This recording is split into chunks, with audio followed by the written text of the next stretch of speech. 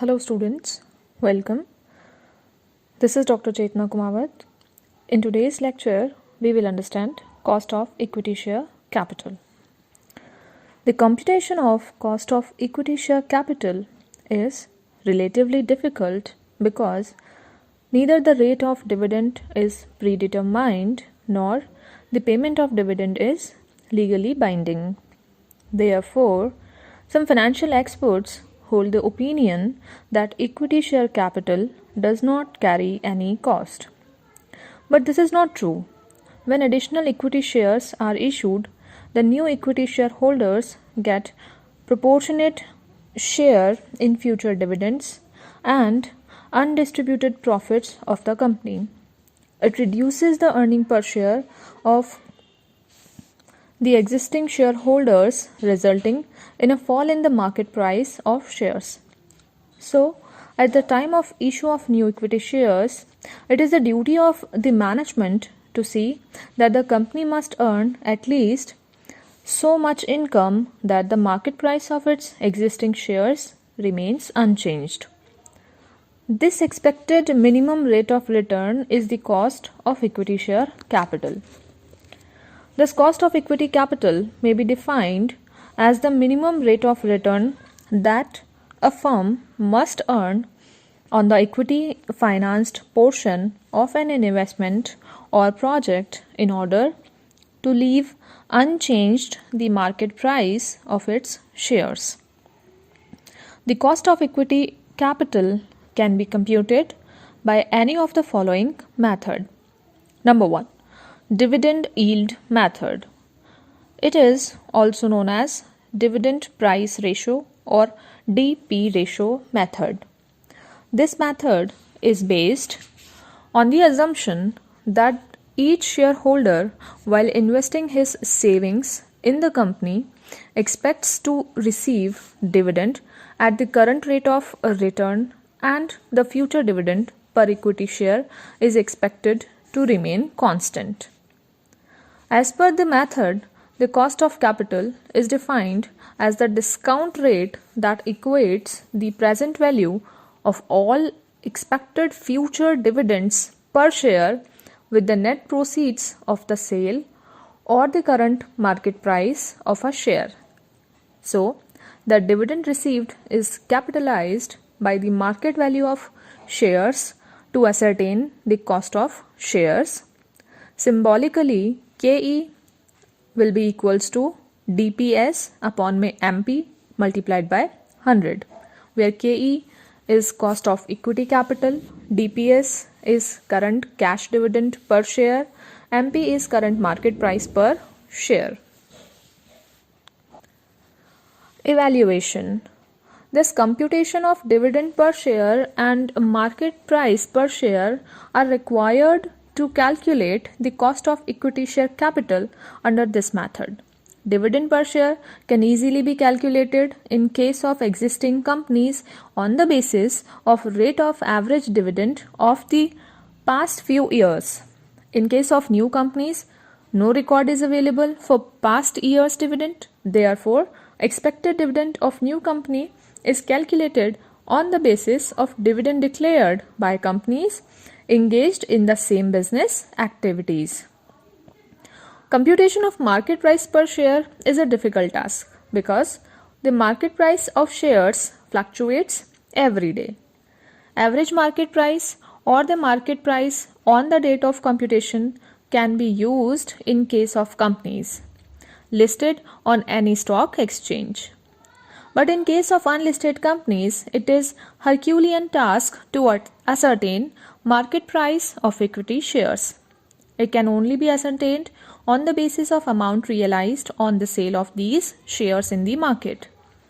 Though this method is simple, but it suffers from the two serious limitations. First, it ignores the income on companies' retained earnings, which increases the rate of dividend on equity shares.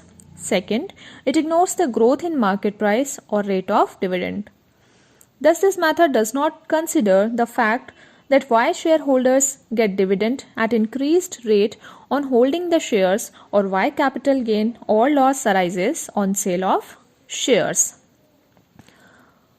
The second method is earnings yield method. Equity shareholders have full right in the income of the company remained after meeting all the expenses, whether they get only part of it as dividend. Therefore, computation of cost of capital only on the basis of dividend is not justified.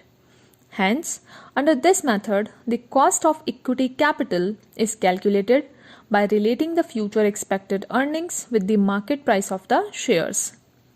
It is based on the assumption that the investors capitalize the stream of future earnings and earnings need not to be in the form of dividend.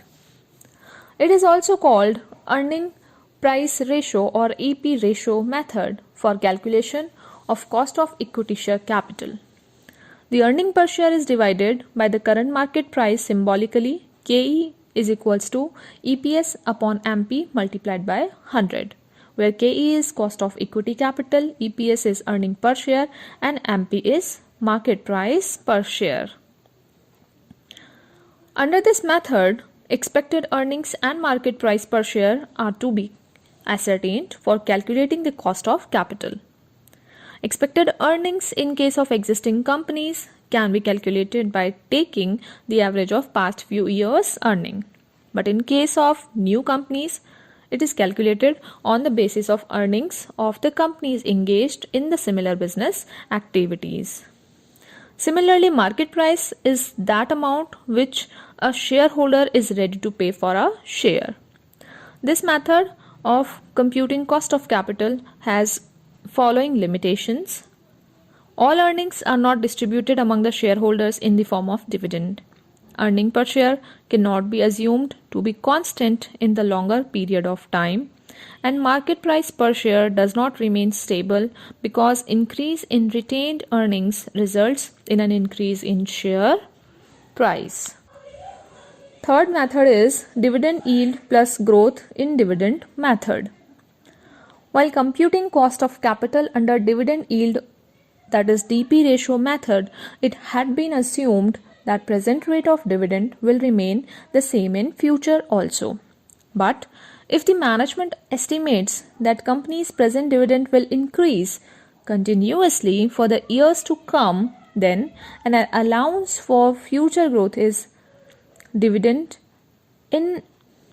added to the current dividend yield. The growth rate in dividend is assumed to be equal to the growth rate in earning per share.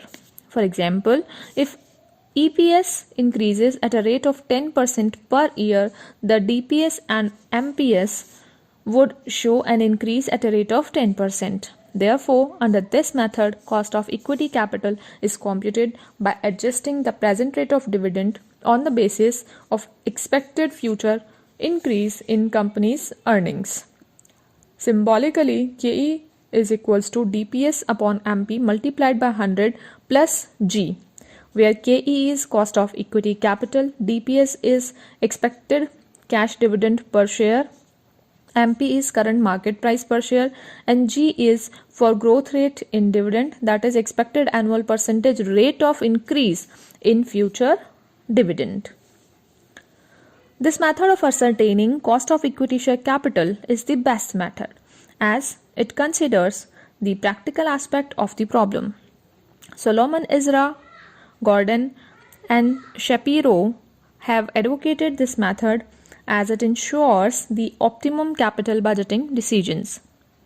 It is claimed that it will give an accurate estimate of return which the shareholder will actually realize.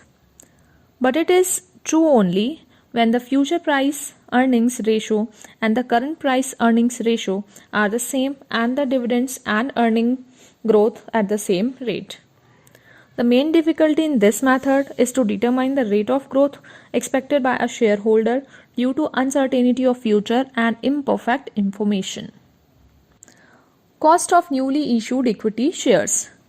When new equity shares are issued by a company, it is not possible to realize the market price per share because the company has to incur some expenses on new issue including underwriting commission, brokerage, and some others. So the amount of net proceeds is calculated by deducting the issue expenses from the expected market value or issue price. To ascertain the cost of capital, dividend per share or earning per share is divided by the amount of net proceed. Any of the following formula may be used for this purpose. That can be DPS upon NP multiplied by 100 or EPS upon NP multiplied by 100 or DPS upon NP multiplied by 100 plus G. Cost of retained earnings or internal equity.